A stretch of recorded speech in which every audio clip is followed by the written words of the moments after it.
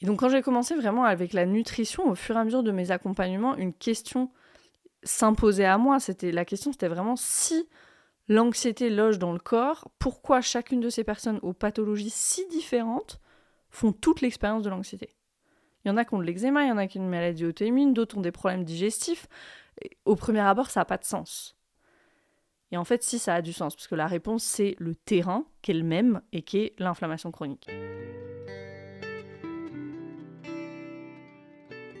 Bienvenue dans Pas de soucis, le podcast pour se libérer de l'anxiété avec Camille Thomas.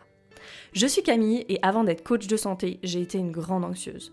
Je me suis libérée de l'anxiété le jour où j'ai compris que ce n'était pas dans ma tête. Pas de soucis, c'est le podcast pour celles et ceux qui sont fatigués par tout ce qu'ils ont essayé et qui savent qu'ils ont le pouvoir de guérir de l'anxiété naturellement. Alors si tu veux vivre sans anxiété et que tu as l'intuition qu'on ne t'a pas tout dit, ce podcast est pour toi.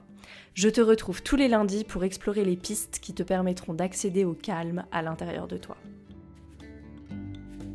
Bienvenue dans cet épisode, on est toujours dans notre série Santé mentale optimale. Je dis notre parce que je suis pas toute seule dans le podcast et je veux faire une dédicace ici.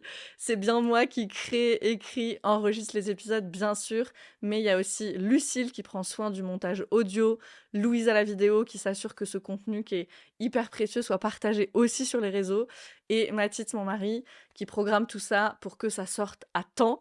Donc, je prends le temps de leur envoyer un immense merci parce que c'est hyper important et que sans eux, je ne pourrais pas t'offrir ces épisodes réguliers. Donc, c'est avec une gratitude infinie que je commence cet épisode. Cet épisode est un remix, bien remixé, de l'épisode sur l'inflammation. Je me suis replongée dans le sujet, apporté des modifications, j'ai apporté des mises à jour, j'ai ajouté des références d'études et je l'ai enregistré à nouveau pour que vous ayez la vidéo aussi parce que à l'époque, on n'avait pas le format vidéo, mais maintenant on est sur YouTube, donc pas de souci, est aussi en vidéo. Je ferai une annonce super spéciale à la fin de l'épisode, donc reste avec moi. Ça va être un petit peu plus scientifique que d'habitude, mais toujours très clair comme épisode, donc c'est parti. Et je veux redonner un petit peu de contexte ici. Donc moi, j'ai commencé ma pratique dans le bien-être et la santé en tant que coach de santé. Peut-être je vais dire un petit mot sur le coaching de santé, parce que c'est pas encore très développé en France, mais pour moi, c'est vraiment l'avenir de la médecine intégrative, la parfaite union entre médecine conventionnelle qui, voilà, sait soigner les urgences, mais ne regarde absolument pas ce qu'on fait au quotidien, alors que si tu fais quelque chose tous les jours, l'impact, il est énorme, et une pratique plus holistique et préventive. Le coach de santé, il est formé en nutrition fonctionnelle, il a une vision vraiment globale, personnalisée, suivie de ta santé. Pour moi, tout le monde devrait avoir son médecin et son coach de santé, et pas attendre d'être malade, être vraiment dans quelque chose de proactif. Je crois, j'ai foi que ça va venir. On n'en est pas encore là, mais ça va venir. Donc, dans ma pratique de coach de santé, je me retrouvais tout le temps face au stress, à l'anxiété des personnes. Et c'est vraiment 2 éléments que je retrouvais sous des formes différentes chez toutes les personnes que j'accompagnais, comme un fil rouge tissé entre une personne qui a de l'eczéma, une personne qui a une maladie auto-immune, une personne qui a de l'endométriose, donc des personnes avec des maladies, des pathologies, des symptômes très différents. Et pourtant, c'était, voilà, exactement, c'est ça, ce fil rouge, toujours là, l'anxiété, le stress chronique. J'ai été formée par Rachna Shashi, une femme indienne absolument exceptionnelle, PhD en nutrition holistique, et elle insiste beaucoup, elle insistait beaucoup, j'imagine que c'est toujours le cas, sur on dit le stress management en anglais, donc le management du stress, la réduction du stress. Sauf que si tu suis mon travail depuis un moment maintenant, tu le sais, il suffit pas de demander à une personne de réduire son stress ou de se calmer quand elle a de l'anxiété. Ça marche pas comme ça. Sinon, il y aurait pas plus de 90 épisodes dans ce podcast et moi, je pourrais aller me reposer. Quand je parle de stress, je parle vraiment du stress chronique. Okay, c'est pas je suis stressée parce que j'ai une présentation demain, il y a des enjeux, et puis après ça va redescendre. Une fois que c'est passé, je reviens à une baseline de calme. Non. Pour la plupart, c'était vraiment le résultat de la dérégulation sous-jacente du système nerveux autonome, une dérégulation qui s'était installée de façon insidieuse avec les années et qui fait que les personnes vivent avec une anxiété ancrée profondément. Souvent, ce que je voyais, c'est que la personne se rendait même plus compte qu'elle était anxieuse, ou elle s'était résignée. Une sorte de « ah bah, c'est comme ça de toute façon », ou « c'est ma nature ». Vraiment cette posture d'impuissance d'un système traumatisé, en fait, qui a même plus l'énergie de se battre. Et donc quand j'ai commencé vraiment avec la nutrition, au fur et à mesure de mes accompagnements, une question s'imposait à moi. La question, c'était vraiment si l'anxiété loge dans le corps, pourquoi chacune de ces personnes aux pathologies si différentes font toute l'expérience de l'anxiété. Il y en a qui ont de l'eczéma, il y en a qui ont une maladie auto-immune, d'autres ont des problèmes digestifs. Et au premier abord, ça n'a pas de sens. Et en fait, si, ça a du sens, parce que la réponse, c'est le terrain, qui est le même, et qui est l'inflammation chronique.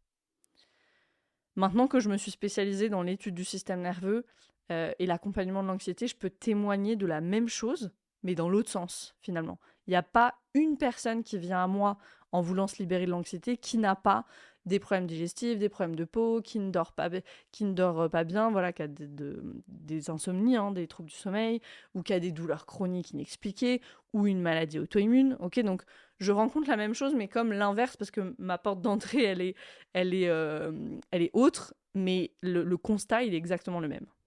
Il y a plein d'études d'ailleurs aujourd'hui qui font le lien entre les affections chroniques et l'anxiété. Il y a une étude de 2017 notamment qui a été publiée dans le journal General Hospital Psychiatry, qui a étudié des personnes dans 42 pays différents et qui a vraiment fait le lien entre les conditions physiques chroniques, ils appellent ça, et l'anxiété. Le livre qui m'a ouvert les yeux sur le sujet, c'était vraiment The Ultramind Solution de Mark Hyman, qui est un best-seller aux États-Unis sur le lien entre l'alimentation, le mode de vie et la santé mentale. J'ai dû lire peut-être il y a 4 ans maintenant, ce livre, j'ai l'impression que c'était il y a une éternité. Maintenant, son contenu, c'est comme une évidence pour moi, mais quand je l'ai lu, je me souviens que j'ai commencé à avoir à nouveau de l'espoir en me disant, il y a quelque chose à faire. Il y a quelque chose à faire. Je connaissais pas encore du tout le travail sur le trauma à ce moment-là. Et je crois que j'ai de la gratitude d'avoir découvert les choses dans cet ordre-là, parce que même si ce que je transmets aujourd'hui, c'est vraiment le travail somatique, le travail de régulation, le travail sur les traumas, j'ai toujours la physiologie dans un coin de ma tête aussi. Mark Hyman, il dit par exemple que 90% des personnes ne sont pas prêtes physiologiquement à aller chez le psy. Et il a raison, parce qu'on peut parler pendant des heures, si t'es complètement inflammé, si tes hormones sont en vrac, si tu manques des nutriments essentiels, en parler ne va absolument pas aider. C'est exactement ça, la physiologie n'est pas prête, et même du travail somatique en fait, à recevoir la thérapie. Donc allons dans le cœur du sujet, l'inflammation c'est quoi ? La définition du Larousse, le dictionnaire nous dit quoi ? Nous dit que c'est un ensemble de phénomènes de défense de l'organisme contre une agression, un traumatisme, une infection, pouvant se manifester par différents signes. Douleur, tuméfaction, chaleur, rougeur, etc. Donc ça, c'est très général. Moi, j'aime bien revenir aux définitions du dictionnaire quand même, ça aide toujours. Mais pour bien comprendre le phénomène de l'inflammation, c'est essentiel de distinguer entre inflammation aiguë et inflammation chronique, parce qu'on ne parle pas du tout de la même chose. L'inflammation aiguë, c'est un mécanisme naturel du corps. La définition du Larousse, ça désigne plutôt l'inflammation aiguë. Okay, le corps qui, après la bataille contre un événement extérieur malvenu, donc une bactérie, un virus, une blessure, etc., il va permettre la guérison. Le phénomène, c'est vraiment, j'ai une bonne grippe, j'ai de la fièvre, je me repose et je suis à nouveau sur pied. Okay, pas de séquelles, pas de symptômes qui se prolongent, je suis guérie. Ça, c'est l'inflammation aiguë. Et puis de l'autre côté, on a l'inflammation chronique. L'inflammation chronique, elle est déclenchée par un stimulus continu. Un stimulus continu, ça peut être le stress chronique, ça peut être une alimentation qui est inappropriée, ça peut être plusieurs épisodes d'inflammation aiguë aussi qui n'ont pas été complètement résolus. Et donc, l'inflammation chronique, elle ne connaît pas de répit. En fait, elle empêche l'organisme d'entrer dans la phase de réparation, dans la phase de guérison. Donc, briser ce cercle vicieux de l'inflammation chronique, c'est essentiel pour guérir. Donc la grande différence, c'est quoi ? C'est que dans l'inflammation aiguë, il y a une phase de guérison. L'inflammation aiguë, elle est suivie par une phase de guérison. Dans l'inflammation chronique, il n'y a jamais cette phase de guérison. C'est continuel. Donc nous, ce dont on va parler dans cet épisode, c'est ce phénomène d'inflammation chronique. Je vais vous expliquer les grandes lignes avec le plus de clarté possible dans cet épisode. Si tu veux revenir sur ces notions, si tu veux avoir des conseils concrets, des recettes, un véritable guide, je te renvoie vers mon livre « Passer au mode de vie anti-inflammatoire ». Ce livre, c'est le seul livre sur le sujet qui mêle des explications basées sur des études scientifiques super accessibles et des points d'action concrets que tu peux mettre en pratique tout de suite dans ton quotidien. Quand je l'ai écrit il y a 3 ans, ce livre, j'ai vraiment écrit en me disant une personne qui veut se lancer dans le mode de vie anti-inflammatoire, qu'est-ce qu'elle a besoin de savoir pour comprendre ce qu'elle est en train de mettre en place en termes de nouvelles habitudes, et par où est-ce qu'elle doit commencer, pour mettre toutes les chances de son côté? Ça, c'était vraiment les 2 questions qui m'habitaient. Parce que moi, je crois 2 choses fondamentales si on veut initier des changements dans son mode de vie, pour atteindre ses objectifs de santé, hein. Il faut comprendre pourquoi on fait les choses. La connaissance, c'est le pouvoir. Il faut que ce soit simple. Toutes les pratiques du livre jusqu'aux recettes sont vraiment simples. Simples, mais si tu les mets en place, elles deviennent vraiment une fondation, un socle, elles deviennent les gardiennes de la santé. J'aime les appeler comme ça. Donc je vais te parler de l'inflammation dans cet épisode, comment elle naît, ses conséquences, pourquoi c'est si important de s'occuper de cet aspect-là quand on veut vraiment connaître un mieux-être au niveau de sa santé mentale, hein. Et si tu veux savoir exactement par où commencer, je te renvoie au livre. Je mettrai les liens dans les show notes de l'épisode, il est disponible partout. Donc au programme, les effets de l'inflammation chronique sur le système digestif. Ensuite, on parlera des effets de l'inflammation chronique sur le milieu cérébral et donc sur le système nerveux, parce que le cerveau, on est dans le système nerveux central, hein. Les effets de l'inflammation chronique sur l'absorption des nutriments et les effets du trauma sur le système immunitaire. Parce que quand on parle d'inflammation, c'est bien du système immunitaire dont on parle. Donc on commence avec les effets de l'inflammation chronique sur le système digestif. Inflammation chronique, santé intestinale, 2 sujets intimement liés. On ne peut pas parler de l'une sans parler de l'autre. L'intestin, c'est un organe clé, on le sait, de l'immunité du tube digestif particulièrement. La muqueuse intestinale, on parle souvent de cette perméabilité intestinale, hein. La muqueuse intestinale, elle joue un rôle de filtre entre le contenu de l'intestin, donc ce qu'on mange, les aliments qui arrivent, et le milieu intérieur de l'organisme.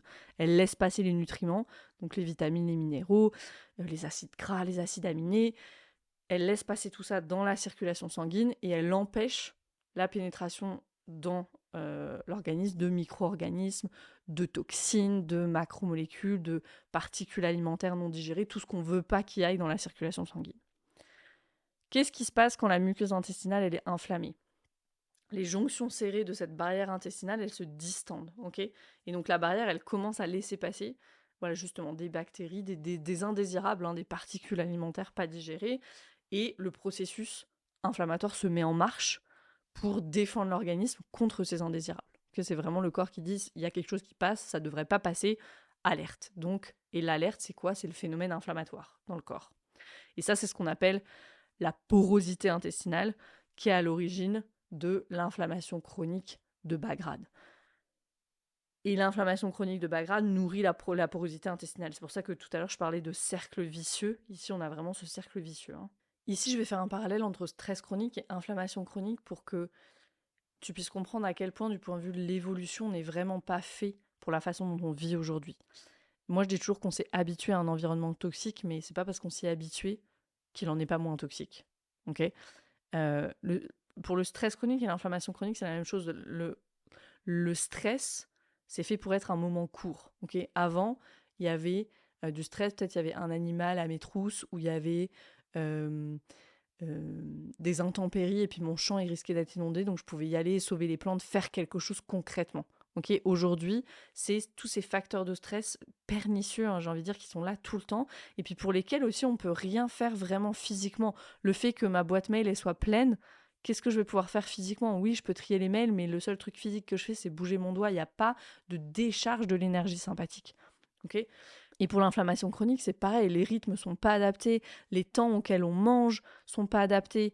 Et il n'y a pas de jugement ici, hein. Moi je suis la reine des snacks, j'adore et prendre mon goûter, tout ça. Mais voilà, si on regarde du point de vue de l'évolution, avant il y avait des périodes de jeûne, il y avait des périodes où on mangeait pas. Notre corps il est fait pour, alors un petit peu moins aujourd'hui parce que encore une fois on vit plus dans le même environnement, mais voilà, il y a ça, il y a la nature même de la nourriture, et ça c'est peut-être un argument encore plus fort, ok. La nourriture n'était pas transformée. J'imagine que j'ai même pas besoin de revenir là-dessus sur la transformation de la nourriture, mais bon, je vais quand même en dire un mot. J'adore cette citation qui dit nous sommes nourris par l'industrie agroalimentaire qui se fiche de la santé, et nous sommes soignés par l'industrie pharmaceutique qui se fiche de la nourriture. Tout est dit. Et le lien entre mauvaise santé mentale et aliments ultra transformés, il est établi aujourd'hui. Il y a une étude australienne de 2022 dans le journal Nutrients qui établit ce lien, qui dit Une plus grande consommation d'aliments ultra transformés est associée de manière transversale à un risque accru de symptômes dépressifs et anxieux. Cette étude, elle est super intéressante parce qu'il s'agit d'une méta-analyse. Donc, ils ont pris 17 études existantes sur le sujet, ils ont étudié les résultats et ils ont tiré les conclusions. Donc, du coup, c'est une étude sur un bien plus grand groupe de personnes, finalement, parce que c'est 17 études ensemble que juste une étude isolée. Il y en a une autre qui a été publiée la même année aux États-Unis cette fois, qui est aussi intéressante parce que l'échantillon, c'est 10 000 personnes sur une période de 5 ans, donc c'est pas rien, et qui conclut que les personnes déclarant des apports plus élevés en aliments ultra transformés étaient significativement plus susceptibles de déclarer une légère dépression, une plus grande insalubrité mentale et plus de jours d'anxiété par mois. Donc, association directe entre j'ai davantage de jours d'anxiété par mois parce que je mange des aliments ultra transformés. Donc je crois qu'aujourd'hui, en termes d'alimentation, il n'y a pas vraiment d'autres règles que le moins transformé possible. Ce qu'on comprend ici, c'est que le problème, que ce soit pour le stress chronique ou pour l'inflammation chronique, c'est vraiment le fait que ça ne s'arrête jamais. Il n'y a jamais de temps de régénération, que ce soit pour le système immunitaire avec l'inflammation ou que ce soit au niveau du stress chronique pour le système nerveux. Or, ces deux systèmes sont intimement liés, on va le voir. Je reviens à l'inflammation. Aujourd'hui, il y a de nombreuses études qui ont montré le lien entre inflammation et anxiété. Le lien entre microbiote intestinal, inflammation, santé mentale est de plus en plus étudié, donc c'est très excitant, c'est super cool. Et c'est vraiment très excitant parce qu'on n'insistera jamais assez sur l'importance de passer par le corps pour soulager les symptômes psychologiques, passer par le corps que ce soit au niveau du travail somatique ou que ce soit au niveau de la physiologie. Et ça, c'est vraiment ce que j'ai pu constater dans ma pratique de coaching de santé au début. Et j'étais un peu stupéfaite au début, vous savez, genre t'y crois pas trop. Quand des personnes venaient me voir pour des problèmes physiques, à première vue, sans lien avec l'anxiété, je leur proposais un protocole pour venir soutenir la détoxification, réduire l'inflammation, réparer l'intestin. Et puis au bout de quelques semaines, la plupart des personnes, elles constataient alors un soulagement physique, mais aussi psychologique. Elles se sentaient moins agitées, moins anxieuses, plus ancrées, plus calmes, moins de brouillard cérébral, plus de clarté d'esprit. Donc il y a vraiment ce lien qui est là. Et ça ne suffit pas. Si la dérégulation sous-jacente du système nerveux elle n'est pas adressée, le corps il est constamment en mode survie et les processus de détoxification, de régénération nécessaires à la guérison des symptômes, alors qu'ils soient physiques, émotionnels, même mentaux, ne peuvent pas se faire. Je vais dans le détail de ces mécanismes avec l'axe hypothalamo-hypophyso-surrénalien, qui est l'axe de la réponse au stress, dans la série sur la biologie du trauma, particulièrement dans l'épisode 57. Donc va écouter si tu veux le détail du lien entre le travail sur le système nerveux et les symptômes physiques. Donc mon message ici, ce sera toujours celui-là, c'est que c'est les deux. Le travail somatique, le travail sur les traumas, le travail avec le système nerveux, et le travail sur la physiologie, donc tout ce qui concerne le mode de vie, l'alimentation, l'hydratation, la complémentation, l'activité physique, le temps dans la nature, etc. Je continue sur le sujet et je vais m'intéresser au milieu cérébral. Donc j'étais dans le milieu digestif et je remonte un petit peu. Vous allez voir qu'on va continuer à parler du système digestif parce que les deux sont intimement liés. On parle de l'inflammation chronique dans le corps, mais il faut savoir que le cerveau, lui aussi, peut être inflammé. Quand on parle du cerveau, on pense aux neurones. Si je te dis cerveau, tu penses neurones. On pense aux neurones qui sont responsables de recevoir et de transmettre les messages qui sont en circulation. La vérité, c'est que les neurones, ça représente seulement 10% de la masse du cerveau. Les 90% restants sont constitués des cellules gliales. C'est des cellules qui servent à la protection des neurones. C'est un peu comme la masse noire du cerveau. Il y a beaucoup plus de cellules gliales que de neurones, en réalité. Quand on a commencé à s'intéresser au cerveau pendant les 100 dernières années, on regardait que ce qui produisait des signaux électriques dans le cerveau, donc les neurones. Et c'est que depuis une vingtaine d'années qu'on s'intéresse aux cellules gliales et on s'est rendu compte qu'elles maintiennent l'homéostasie du milieu en fait du cerveau, le milieu dans lequel baignent les neurones, et qu'elles jouent un rôle dans l'immunité, ces cellules. Et donc ce sont ces cellules gliales qui sont susceptibles de s'inflammer, avec pour conséquence de nombreuses affections mentales. Alors ça va de l'anxiété à la schizophrénie, en passant par l'autisme et la dépression. Il y a eu énormément de liens qui sont faits à ce niveau-là. Donc ici, si tu me suis, tu comprends que tout est lié, puisque avant que le cerveau soit inflammé, souvent c'est l'intestin qui l'est. Donc, pour résumer, le lien, c'est causes multifactorielles, infections, bactéries, virus, mauvaise alimentation, stress chronique, etc. On a une inflammation de l'intestin et on a une inflammation qui devient, on dit, systémique, qui se généralise, qui littéralement monte au cerveau, où là, ce sont les cellules gliales dans le milieu dans lequel baignent les neurones qui sont inflammés. Donc la question maintenant, c'est comment ça monte au cerveau ? Par le biais de ce qu'on appelle l'axe intestin-cerveau. L'axe intestin-cerveau, on en a beaucoup parlé, donc sûrement tu as déjà entendu ce terme-là. C'est tout un réseau de communication qui relie l'intestin au cerveau. C'est pas que le nerf vague. Il y a aussi de nombreuses interactions biochimiques qui relient ces deux organes et qui font que ils sont constamment influencés l'un par l'autre. Physiquement, il y a le nerf vague, bien sûr, qui est l'un des plus gros nerfs reliant l'intestin et le cerveau, et qui envoie des signaux dans les deux sens. C'est vraiment une autoroute à double sens, le nerf vague. Il y a une étude intéressante sur le sujet, une étude française cette fois, sur des personnes qui souffrent du syndrome de l'intestin irritable et de la maladie de Crohn. Et donc, ce qu'ils ont vu, ce qu'elle a montré, cette étude, c'est que toutes ces personnes, elles avaient ce qu'on appelle un tonus vagal réduit. En fait, une diminution de la fonction du nerf vague. Donc, le nerf vague qui ne fonctionne pas aussi bien qu'il devrait. Or, le nerf vague, c'est un des grands opérateurs du système nerveux parasympathique. Et donc, il participe à permettre au système nerveux de revenir en ventral après une activation. Donc, il permet au cœur de ralentir, de retrouver un rythme normal, à la digestion de se rétablir, etc. Donc, ici, ce qu'on voit, c'est que l'état du système digestif influence la capacité du système nerveux à retrouver son chemin vers la régulation. Je vais répéter ça parce que c'est hyper important. L'état du système digestif influence la capacité du système nerveux à retrouver le chemin de la régulation. Et inversement, dans un système qui est sous stress constant, et c'est ça la dérégulation, cette dérégulation sous-jacente, le stress inhibe les signaux envoyés par le nerf vague et provoque des problèmes gastro-intestinaux. Donc c'est tout le temps dans les deux sens. Donc tu comprends pourquoi on doit travailler sur les deux plans. Et puis au niveau biochimique, on a les neurotransmetteurs et leur lien étroit avec le microbiote intestinal. Un grand nombre de ces neurotransmetteurs sont produits par les cellules de l'intestin et les milliards, les billions de microbes qui y vivent. C'est assez connu, par exemple, qu'une grande partie de la sérotonine est produite dans l'intestin, par exemple. La sérotonine, on l'appelle l'hormone du bonheur, et on pense que des niveaux moins élevés de sérotonine pourraient être associés à de l'anxiété, à de la dépression, même s'il n'y a pas que ça. Il y a certaines bactéries intestinales qui produisent aussi de l'acide gamma-aminobutyrique, ça c'est le fameux neurotransmetteur GABA, qui est le neurotransmetteur de la relaxation, et qui a été aussi associé à des niveaux moins élevés de peur et d'anxiété. Ce que produit aussi le microbiote, les microbes qui sont dans notre intestin, ils produisent aussi des acides gras, notamment beaucoup d'acides gras à chaîne courte, et ils les produisent comment ? Ils les produisent en digérant les fibres. D'où l'importance d'une alimentation riche en fibres. Et ça, c'est très intéressant parce que les acides gras à chaîne courte, donc ils affectent les fonctions cérébrales, ça on le sait, c'est pas encore tout à fait clair toujours comment. En tout cas, ils inhiberaient l'inflammation de la glie, donc dans le milieu cérébral, les cellules gliales dont je parlais tout à l'heure.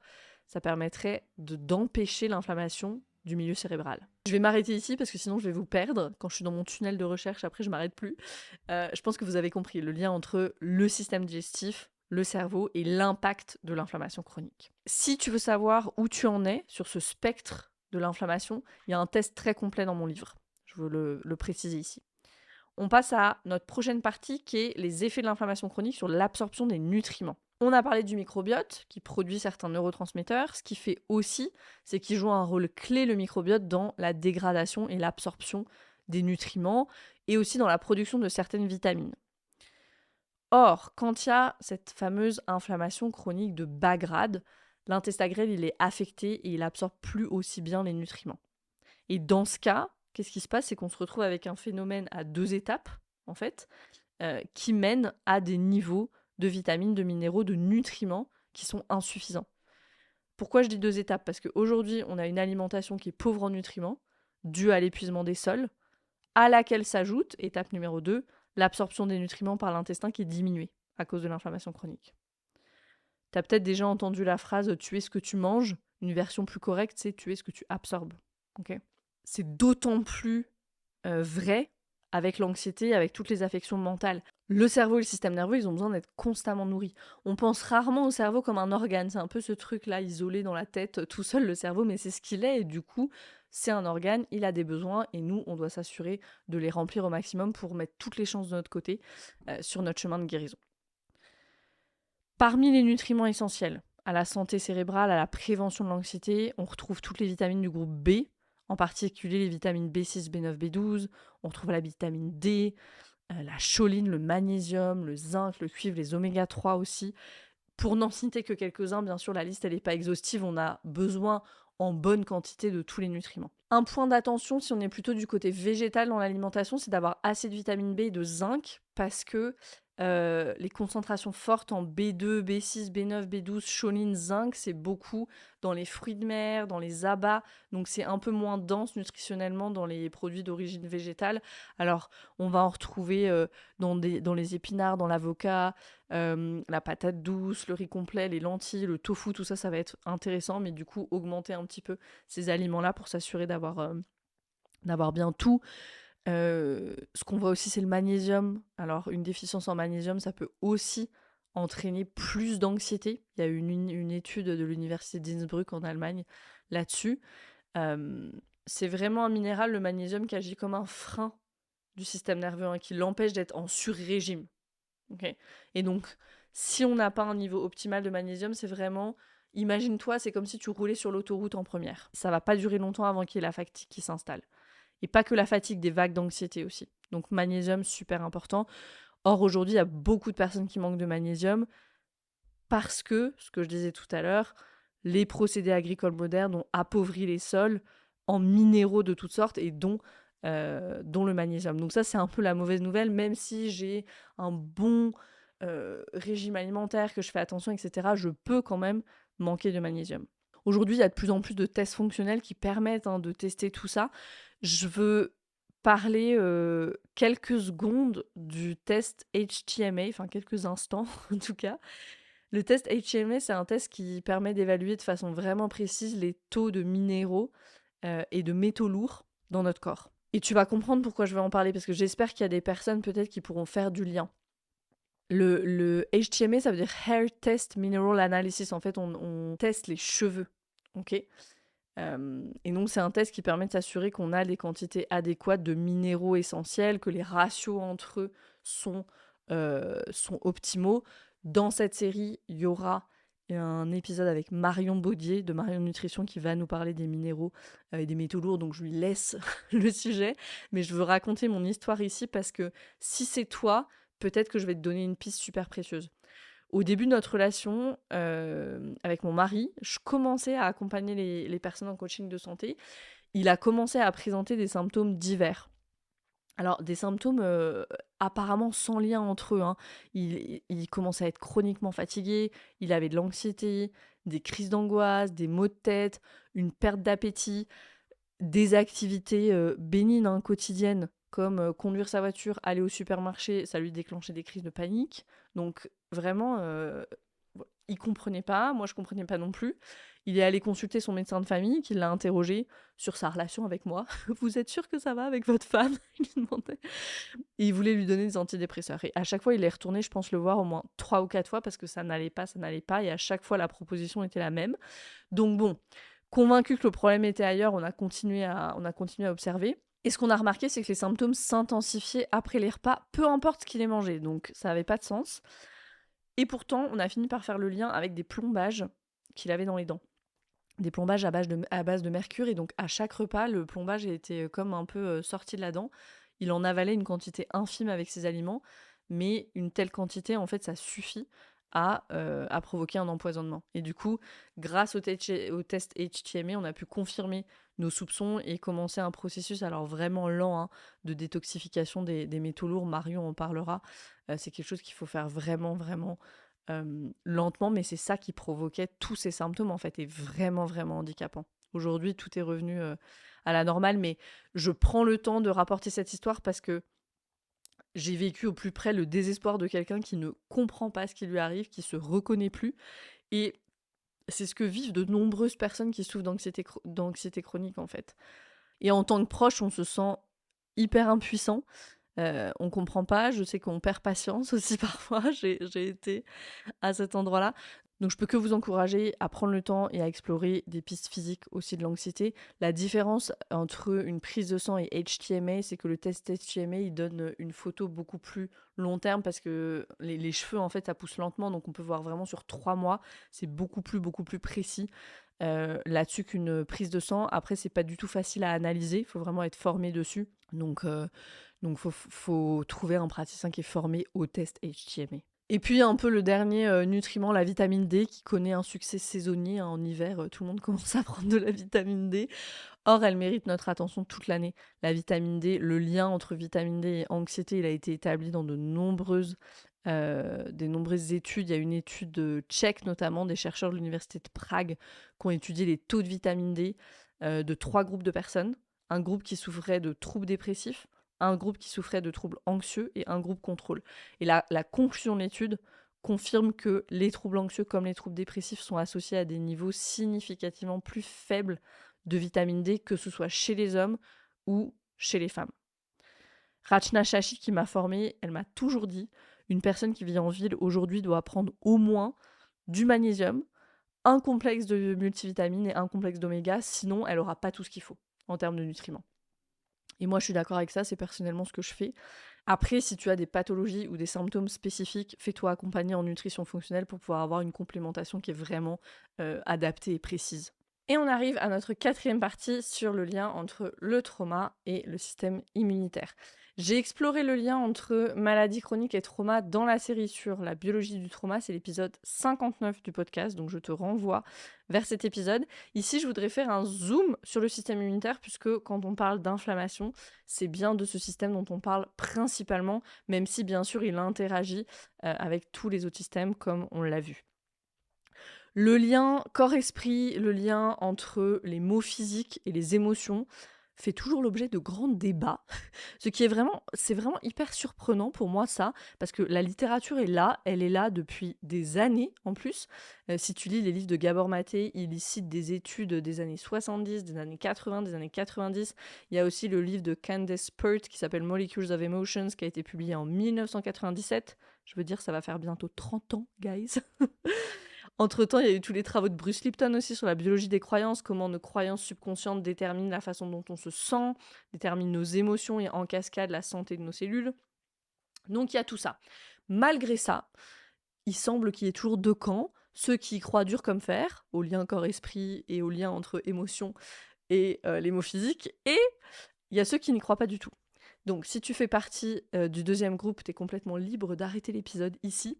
Ou sinon, tu peux demander à ta part sceptique de faire un petit peu de place et écouter l'apport du docteur Gabor Maté sur le lien entre système immunitaire et colère, parce que c'est ça que je vais partager. Pour moi, ce qu'il affirme est plein de bon sens, aussi parce que c'est ce que j'ai vécu personnellement. Donc, dans les grandes lignes, voilà ce qu'il dit. Il parle de la fonction de l'émotion colère et de la fonction du système immunitaire, et il les met en parallèle. La colère, elle sert à poser des limites, quand quelque chose va trop loin. Le système immunitaire, il pose les limites entre le soi, donc le milieu intérieur, et ce qu'on appelle le non-soi. Le soi et le non-soi, c'est des termes scientifiques. Le non-soi, c'est les éléments extérieurs, désirables ou indésirables, mais ce qui ne constitue pas mon organisme. Ok ? Donc il nous dit, Gabor Maté, la colère saine et le système immunitaire ont tous deux la même fonction, qui est de vous protéger.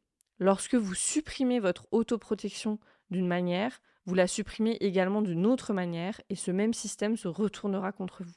Vous avez maintenant ce qu'on appelle une maladie auto-immune. Donc en fait, il fait le parallèle entre cette émotion de la colère qui permet de dire ça c'est moi, de poser sa limite, parce que poser sa limite c'est quoi ? C'est dire ça c'est moi, ça c'est mon territoire, et ce qui est en dehors de mon territoire reste en dehors de mon territoire. C'est de déterminer qu'est-ce qui peut rentrer, qu'est-ce qui peut entrer à l'intérieur et qu'est-ce qui doit rester dehors. C'est à ça que ça sert l'émotion de la colère. Le système immunitaire, il sert exactement la même chose, distinguer qu'est-ce qui est l'intérieur de l'organisme, le soi du non-soi. Donc Gabor Maté, il continue, il dit « Il a été démontré par exemple que les femmes qui répriment leur colère ont une activité moindre d'un groupe de cellules immunitaires appelées les cellules NK, pour Natural Killer. Ces cellules tueuses naturelles ont pour mission de combattre les envahisseurs étrangers tels que les bactéries, les virus, mais aussi les tumeurs malignes qui sont des corps étrangers dans l'organisme.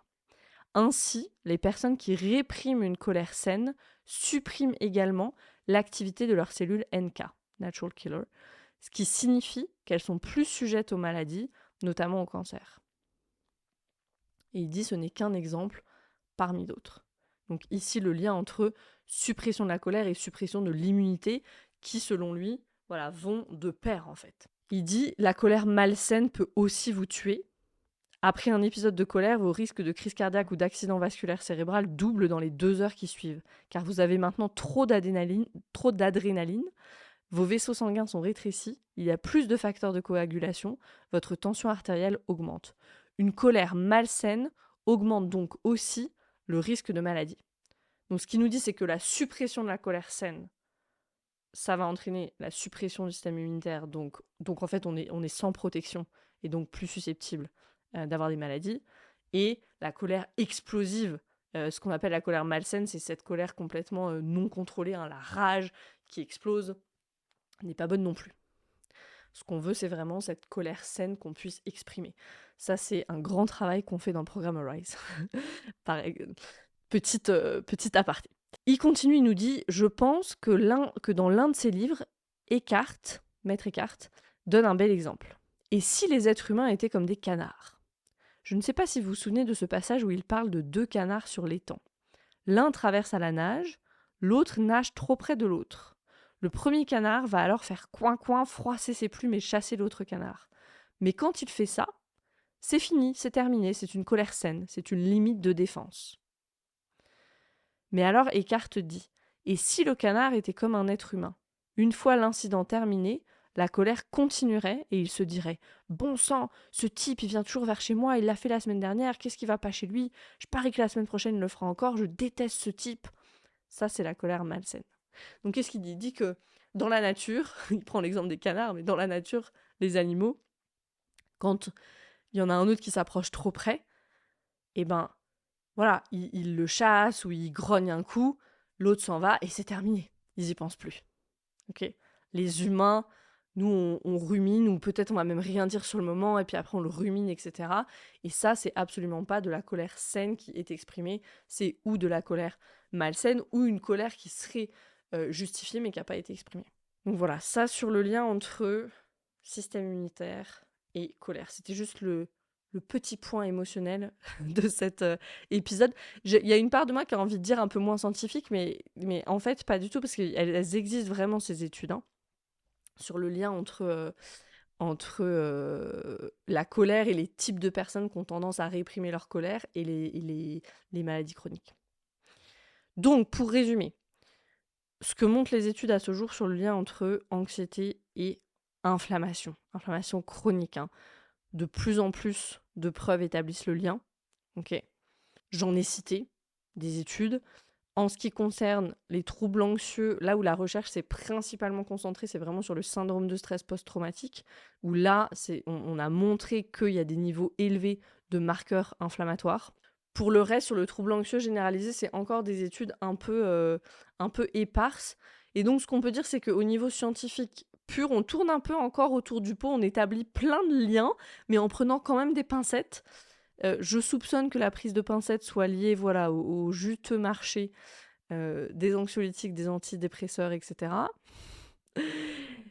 Ça, c'est pour le scientifique au niveau empirique, en tout cas. Donc, ce qu'on peut observer, que ce soit le docteur Mark Hyman, qui est vraiment un médecin hyper connu, puis a suivi des centaines de milliers de personnes, à ce que moi j'ai pu observer dans ma pratique de façon très humble, le lien il est clairement établi entre l'inflammation chronique et je vais élargir même les affections de santé mentale et les améliorations qu'on peut avoir avec des changements au niveau physiologique, de mode de vie, paraissent parfois miraculeuses. Comme je disais dans l'épisode au début, c'était tellement j'y croyais pas dans ma pratique de coach de santé. Mais ce qui est une bonne nouvelle, parce que ça veut dire qu'il y a vraiment des solutions et des solutions pour se libérer naturellement de l'anxiété, à condition de vraiment pas oublier les 2 pans de ce travail, le travail somatique et le travail physiologique. On le répétera jamais assez.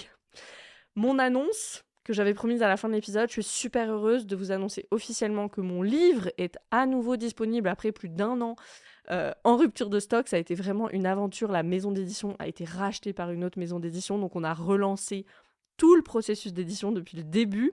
J'ai relu tout l'ouvrage. Il y a une préface exclusive du docteur Camille Hoffman, médecin généraliste qui fait de la nutrition fonctionnelle, que je remercie chaleureusement pour ses mots sur le livre. Le design, il a été complètement refait, c'est plus du tout le même livre, c'est vraiment comme un nouveau livre, donc j'espère qu'il va vous plaire. C'est un livre que j'ai écrit, voilà, quand dans mon activité, j'étais vraiment à la croisée des chemins entre les maladies chroniques et l'anxiété, et donc c'est vraiment un livre sur la partie physiologique. Il y a beaucoup d'explications pour comprendre les mécanismes dans le corps, les mécanismes de l'inflammation chronique. Il y a des recettes, des exercices de respiration, il y a quelques postures d'hatha yoga aussi, parce que ça fait partie de mon background premier aussi. Le livre est disponible partout, sur Amazon, sur le site de la Fnac, vous pouvez le commander auprès de votre libraire aussi. Si tu lis le livre, laisse-moi un avis. Quand tu l'auras lu, j'ai hâte d'avoir vos retours à tous, à toutes. Merci pour cet épisode un petit peu plus long et à très vite pour un nouvel épisode de Pas de soucis.